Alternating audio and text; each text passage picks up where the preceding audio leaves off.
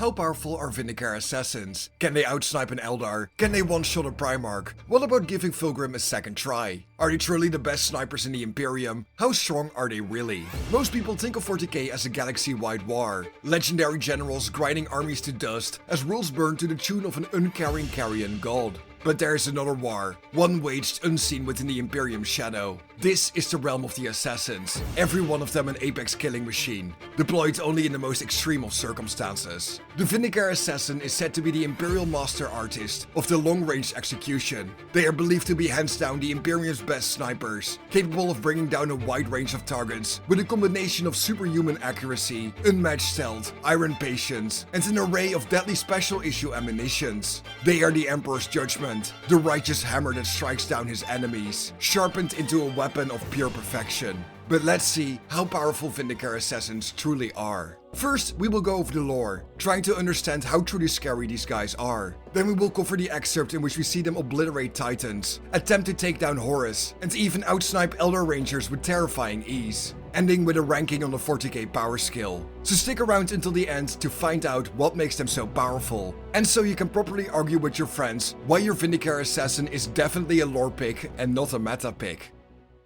The members of the Vindicare Temple are usually described as cold, calculated and intensely analytical, spending months planning each and every execution, plotting out every step needed to successfully pull it off, and preparing for every possible contingency. Their internal mantra is that a clean kill is only achieved from the perfect firing position. Accordingly, when deployed, they will scout the surrounding area until such a position is located. Here, they will wait for weeks, even months, staring down the sights until the opportunity for the perfect shot materializes in their crosshairs. During this time, they remain completely motionless. Yet if even a single blade of grass moves in the wrong direction, they will explode into a storm of violence and incredibly well-placed shots. They can pass bullets through impossibly small targets such as keyholes, eye lenses, auger vents, or even vox grills, whether in close quarters at a moment's notice with pistol in hand, or from several miles away with their signature Exodus rifle. The Vindicares represent the Emperor's personal retribution, an act of revenge for disloyalty, an invisible hammer that flattens the fires of rebellion, a way to humble and dishonor leaders before they get a moment to shine. One of the most common targets the Vindicares are sent to eliminate is those seeking to publicly spread the ideas of treason and heresy amongst imperial populations. Corrupt ecclesiarchy priests, cult leaders, rebellious politicians, and revolutionary leaders. They all spread deceit and lies, but they are weak, they are full of themselves, they have made themselves the perfect prey. Right in the middle of a sermon, just as their lies and hatred reach their height, that's when the shot is fired. The speaker collapses, seemingly struck down by the Emperor for his transgressions. Those who witness the death of their leader doubt their choices, their hatred instantaneously replaced by a stabilizing fear of the institutions they once sought to overthrow. In this way, funnily enough, the Vindicare Assassins have saved uncountable amounts of lives, as many wars and heresies have been shut down in their trails with but a single bullet. But enough about their actions and results. What weapons do they use to reach their needed outcome? As the bolt gun and the chainsword are synonymous with the brothers of the Adeptus Astartes, Vindicare Assassins are known for their iconic use of the Exodus rifle and Exodus pistol. Every single Exodus rifle is a perfectly balanced large bore barrel, an exquisitely well-balanced receiver, and stock so masterfully crafted that the weapon becomes a near literal extension of the assassin's own body. They are not just customized for size, but also for weight, balance, bullet arc, and even flash reduction. Their firearms are as unique as the specialist that wields them. Depending on the mission, they can switch between graph platforms, micro sensors, hundreds of different scopes, whisper head suppressor units, gyroscopic balance stabilizers, multi-ammo loaders, coolant sheets, carbon weight balances, or even warp disturbance detectors.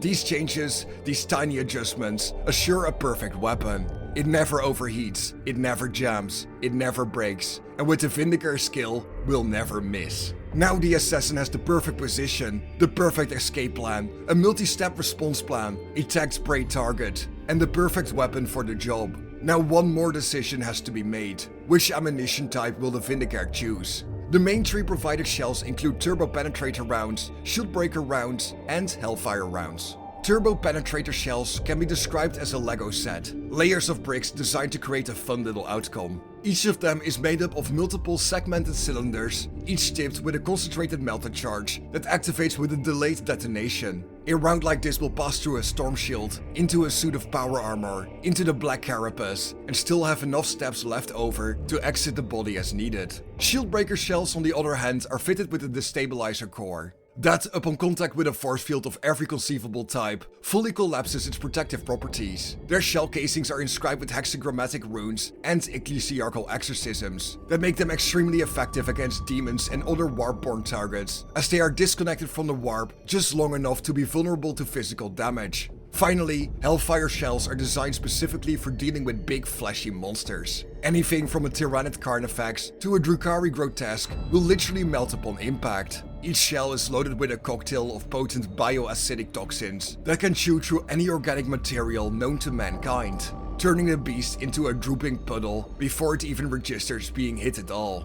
Now, I don't know if this is accurate or a fanfiction that has gone too far, as I cannot actually find the original source, but it is a perfect example of the next step on why Vindicares are so powerful. They mix and match their ammo types, shooting the perfect combo of rounds in quick succession to even kill, and I quote, a Titan with 2 shots. As Magari Vo was a veteran Vindicare who had served his temple faithfully for over a century and reportedly had slain over 300 high-profile targets. He was tasked with killing a princeps, no problem. The issue was, he was inside a Titan, a big problem. First, he fired a shieldbreaker round that destabilized the God Engine's void shields. Then once those flickered, he pinpointed the eye of the Titan's head with a turbo penetrator round, killing the princeps instantly. For the pistol, imagine everything I have said about the rifle. It applies to that as well, just no stock attachments.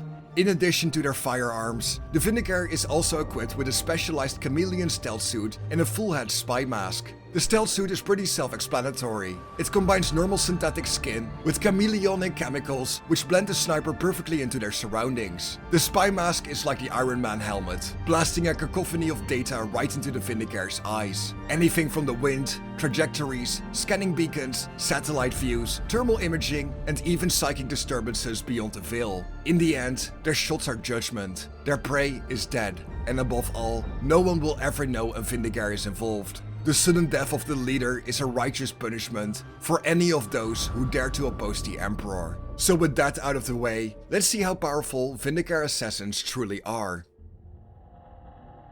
Out of all assassins, patience and planning are the only methods from which a Vindicare can hope to succeed in his mission. The smallest misstep during their planning stage or a shot taken too soon, and an entire world can burn in the resulting war. To truly understand just how patient a Vindicare has to be, let's take a look at a record only known as Statuesque. It is M39, and a Dark Elder pilot known as Skyknife has attracted the attention of the Vindicare Temple, one of the 2 temples best suited for taking out pilots, the other one being the Custodes, of course. The Yediris Garamach has been assigned for the duty, yet he faces a difficult mission. Actively hunting even a regular Eldar would be a near impossible mission, and entering Komorra and returning alive would be a feat only matched by the deployment of multiple chapters. Looking at you, salamanders. Yet Garamach knows the virtues of his temple. He would find an ideal sniping position on a world Skyknife is known to frequent. Once there, he waited for 6 years, surviving on only moss and local birds. Although this decision seems absolutely insane, it did in fact work. When Skyknife finally appeared, it would take half a second for a turbo penetrator round to repaint the cockpit of his Razorwing jet fighter in a nice new shade of red.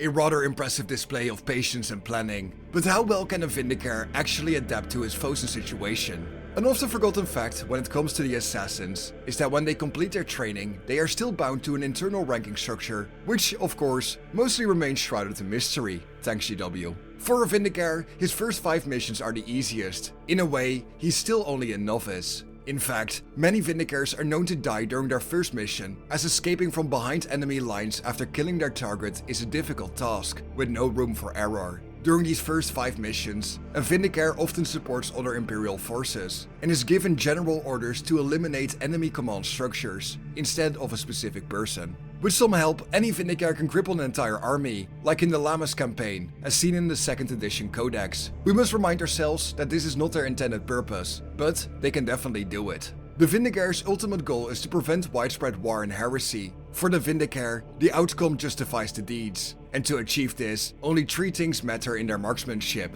location, location, and to make sure you actually succeed, location. During this mission, a Vindicare remained perfectly still, bugs and local animals resting on and around him as they mistook him for another tree branch. The self-declared Prophet Elysia would open his curtains to address his people. Instead of being greeted by cheers, he was given the Pilgrim treatment. A heresy and coming war ended in a split second with only a single bullet.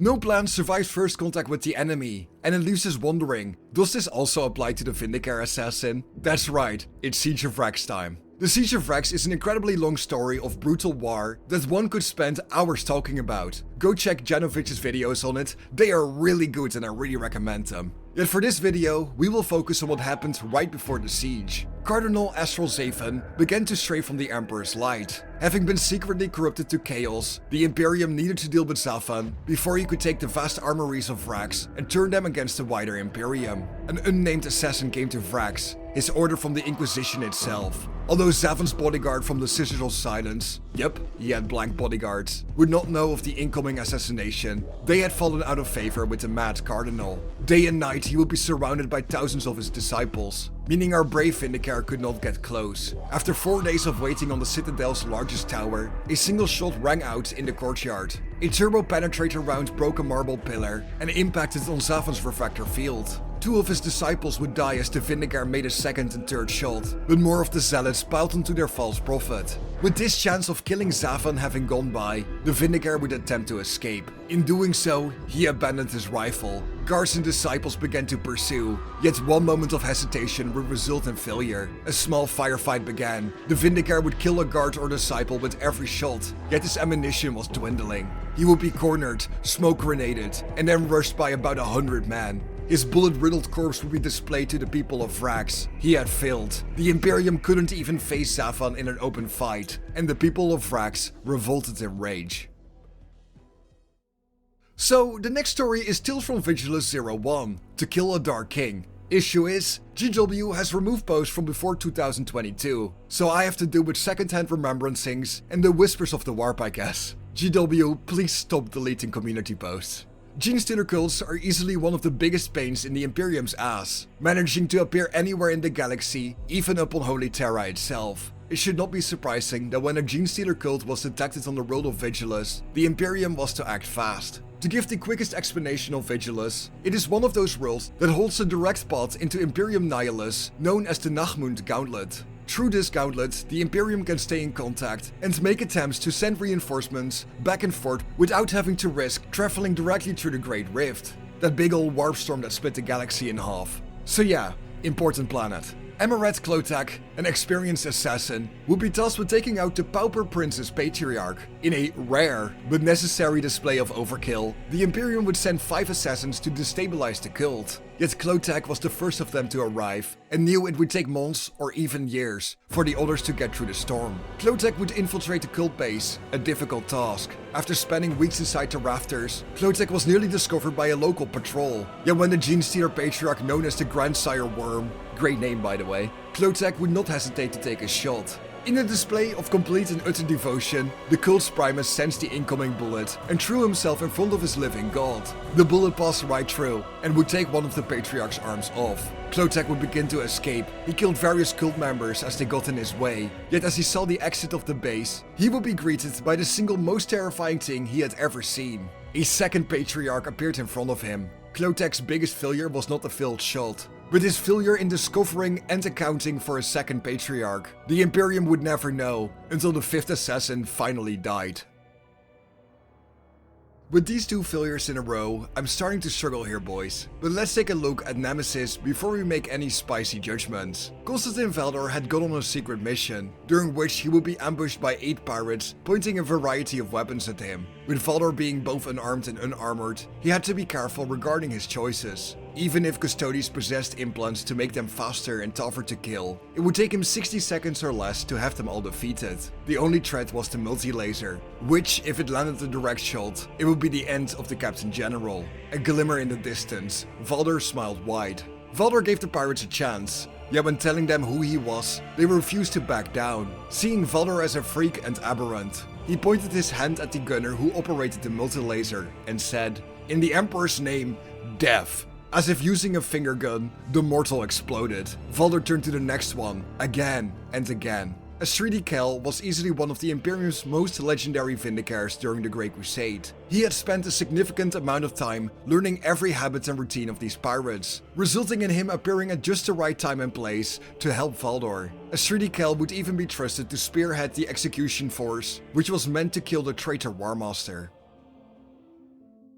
Now, while this might be a spoiler, Asridi Kel and his execution force would fail in assassinating Horus. To further make matters worse, most of these other assassins would die as Horus sent a demonic assassin against them, that one Forge World released a model for and then never mentioned again. Thanks Forge World. Kel himself would not give up so easily and infiltrated the Vengeful Spirit, flagship of the Warmaster. But here, Kel would have his will and spirit broken over the course of multiple years. When he finally had Horus in his sights, he hesitated, taking a shot out of muscle memory instead of choice. Much to his own horror, Horus caught a bullet, looking him right in the eyes. When faced directly with the Arch-Traitor, Kel felt powerless and was unable to resist the Warmaster's charisma. Kel would swear himself loyal to the Warmaster and the ruinous powers of chaos. One of the greatest assassins to have ever served the Imperium, having saved hundreds of worlds, even ensuring the survival of the Captain General, would become the biggest shame of the Assassinorum to date. Alright, fine. One more story before we place the Vindicare on the power scale. Let's have a look at Warzone Damocles, Mont K, from 2015. The Damocles Crusade was a miserable war fought against the Tau Empire. Although the Imperium could win in the long term, they desired a swift victory. Even the involvement of the Raven Guard and White Scars could not bring the desired outcome, resulting in the Imperium deploying an execution force. Each assassin was given a target, and Farsight would be caught in the crosshairs of a Vindicare. The assassin infiltrated Tau lines, yet soon he would be forced to kill anything in his path. Tau sensors and drones proved a formidable challenge. Entire squads of pathfinders would fall, soon followed by a pair of broadside battlesuits. The Vindicare would find himself acting closer to an adversary than what he was trained for. Fire warriors, stealth teams, and even a hammerhead gunship would all fall victim to his Exodus rifle. When he finally found a good position to kill Farsight, the Vindicare would be forced to relocate after eliminating a Tau drone which almost detected him. The Vindicare managed to intercept Tau communications and would ambush his prey. Yet unbeknownst to the Vindicare, a Tau sub-commander known as Darkstrider had noticed something. His prototype structural analyzer flared to life. Darkstrider and his pathfinders would first find the squad of Tau the Vindicare first had run into. Darkstrider would follow the trail of destruction, suspicious as it led to Farsight. He did not know whether an Imperial or a traitor from his own ranks had caused this. He observed the general area and recognized the best position for his sniper, the same position he would use if he were to assassinate Farsight. A tale as old as time, the Vindicare fired two shots, the first a shield breaker, the second a turbo penetrator. One of Farsight's bodyguards intercepted the second shot, saving the commander. A firefight would break out, yet the Vindicare would not stop until Farsight died. Fire warriors, XV8 battlesuits, and even a freaking Riptide would be obliterated. When the Vindicare made his escape, Darkstrider would spring his ambush. Using his advanced AI targeting systems, the assassin could not dodge the incoming fire. A flash from Darkstrider's photon grenade blinded his target. The Vindicare lost his rifle in the ensuing fight, and while blind he drew his pistol, landing 7 shots. 6 of Darkstrider's pathfinders fell to the ground. Darkstrider himself, however, shrugged off the wound, putting the assassin down with a smirk on his face. There has been a lot to cover about the Vindicare, sadly most of which has resulted in failure, which would cost the Imperium dearly. The Vindicare is still a capable killer and should never be taken lightly or underestimated. But how do they compare to some of the other notable snipers of the 41st millennium? When compared to Nicona's Sharakin and his impressive attempt at slaying Fulgrim, I believe a Vindicare would have performed better, not necessarily out of pure skill, but rather by having the proper equipment and the right kind of ammunition to actually do damage to a Primarch. Sharakin managed a nearly impossible shot with a needle carbine, and as we have seen before, just about any Vindicare can land an impossible shot as well. And with as Fulgrim exposed himself as he did, it is hard to argue he would have survived a turbo penetrator round entering his skull. In a direct fight, Sharakin would not stand a chance against the Vindicare at a distance. Yet, although they do pose formidable skills in close quarters combat, Nicona's Sharakin has earned himself a spot amongst the greatest duelists of the Horus Heresy. He would turn our sniper boy into a nicely cut tray of quivering meat.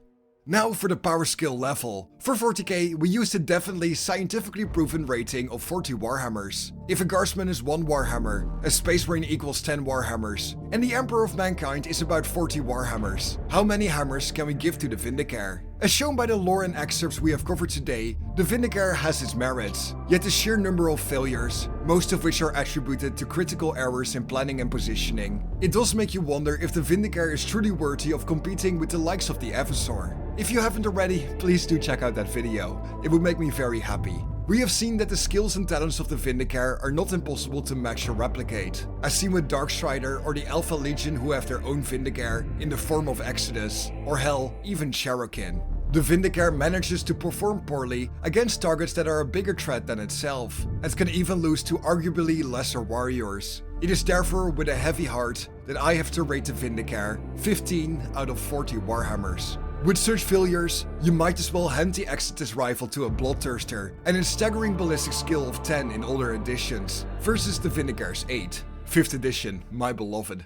But that does it for today. Which is your favorite assassin and why? Do you think I should have given the Vindicare a higher or lower score? If you guys know of any more excerpts of crazy Vindicare feats, post them down in the comment section below. I would love to read them and learn even more about these talented snipers. What should I cover next in the How Powerful is X series? Please let me know your suggestions down below. Subscribe if you enjoyed the video, like if you haven't already, and I'll be seeing you in the next one. Bye bye.